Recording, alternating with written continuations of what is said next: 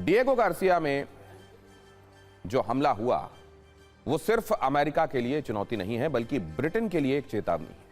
कल ही ब्रिटेन ने अमेरिका को अपने सैन्य अड्डे का इस्तेमाल करने की इजाजत दी थी और डिएगो गार्सिया में जो हुआ उसने पूरे के पूरे विश्व को चौंकाया है।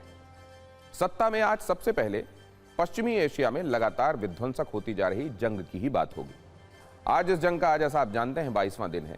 युद्ध के पहले दिन ही खामनेई की मौत के बाद शायद किसी ने सोचा होगा कि यह जंग इतनी लंबी चलती जाएगी, लेकिन अमेरिका और इजराइल के विनाशकारी हमलों के बीच जूनियर खामनेई खूनी इंतकाम ले रहे हैं।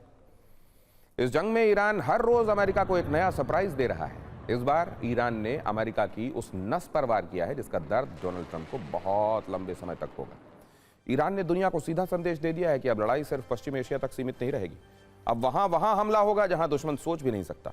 ईरान ने एक ऐसा ही हमला कर इस युद्ध की रेंज बदल दी है जो अमेरिकी राष्ट्रपति डोनाल्ड ट्रंप के लिए एक बड़ी चुनौती है। ईरान ने अपनी मिसाइल शक्ति की दूरी वाली दीवार को गिराते हुए हिंद महासागर तक हमला किया है। हिंद महासागर के बीचों बीच अमेरिका और ब्रिटेन का सबसे सुरक्षित सैन्य अड्डा डिएगो गार्सिया है, जहां तक पहुंचना ही किसी भी देश के लिए लगभग नामुमकिन माना जाता रहा है।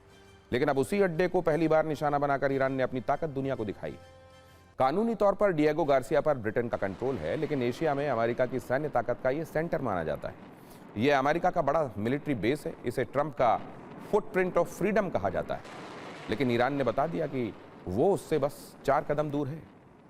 पहली बार डिएगो गार्सिया बेस को ईरानी मिसाइल ने टारगेट करने की कोशिश की। ईरान की इस कोशिश ने अमेरिका समेत पूरी दुनिया को चौंका दिया। जानकारी के मुताबिक ईरान की तरफ से 2 मिसाइलें दागकर इस यूएस बेस पर हमले की कोशिश हुई। हालांकि ईरान की दोनों मिसाइलें टारगेट हिट नहीं कर पाईं। बताया जा रहा है कि एक मिसाइल उड़ान के दौरान खराब हुई, जबकि दूसरी मिसाइल को एक वॉरशिप से इंटरसेप्ट कर लिया गया।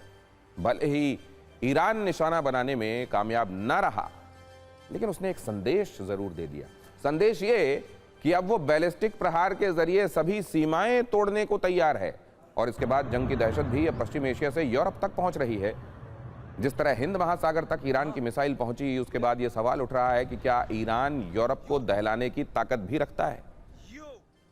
अभी तक दुनिया को बस यही पता था कि ईरान के पास 2000 किलोमीटर तक मार करने वाली बैलिस्टिक मिसाइल है, लेकिन ईरान से डिएगो गार्सिया की दूरी करीब 4000 किलोमीटर है। तो क्या ईरान ने अपनी मिसाइल रेंज को अपग्रेड कर दिया है? इसके बाद यूरोप भी खतरे वाला अलार्म अपने यहां महसूस करने लगा है। ईरान से लंदन की दूरी करीब 4400 किलोमीटर है, पेरिस की दूरी करीब 4200 किलोमीटर है और बर्लिन 3500 किलोमीटर दूर। ऐसे में 4000 किलोमीटर तक मिसाइल भेजकर संदेश दे दिया गया है कि यूरोप भी अब महफूज नहीं है।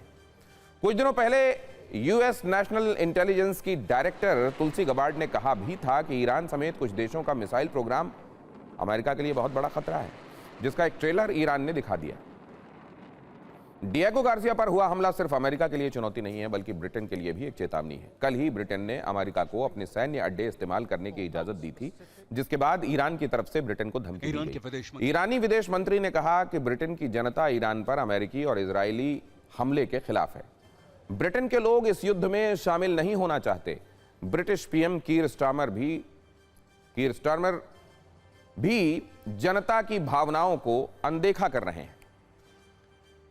अमेरिका को अपने सैन्य अड्डों का इस्तेमाल करने देना गलत है। ऐसा करके ब्रिटेन अपने लोगों की जान को जोखिम में डाल रहा है और ईरान अब आत्मरक्षा के लिए अपने अधिकार का प्रयोग करेगा। ईरान के इस हमले की पूरी दुनिया में चर्चा है। इसे इतना चौंकाने वाला माना जा रहा है, इसके पीछे वजहें भी हैं। इसकी वजह डिएगो गार्सिया की स्ट्रैटेजिक लोकेशन और उसकी ईरान से दूरी है। डिएगो गार्सिया हिंद महासागर के बीचों बीच स्थित एक घोड़े की नाल के आकार का कोरल आइलैंड है। यह पश्चिम एशिया, दक्षिण एशिया और अफ्रीका के बीच में मौजूद है। यह कोई साधारण बेस नहीं है बल्कि एक फुल पावर सैन्य हब है। यह हिंद महासागर में है।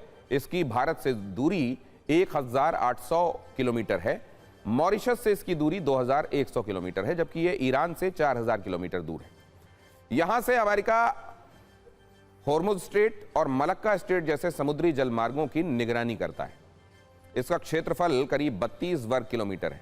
रिपोर्ट्स के मुताबिक यहां करीब 3000 अमेरिकी सैनिक तैनात हैं। यहां कई अमेरिकी बॉम्बर्स भी तैनात रहते हैं। यहां अमेरिकी स्पेस फोर्स के रेडार भी हैं और इसके अलावा यहां सैटेलाइट ट्रैकिंग सिस्टम भी मौजूद है। इस बेस को अमेरिकी ऑपरेशन का लॉन्च पैड कहा जाता है, क्योंकि डिएगो गार्सिया से लंबी दूरी के बम वर्षक विमान उड़ान भर सकते हैं, बीच रास्ते में रिफ्यूल होकर सीधे टारगेट तक पहुंच सकते हैं।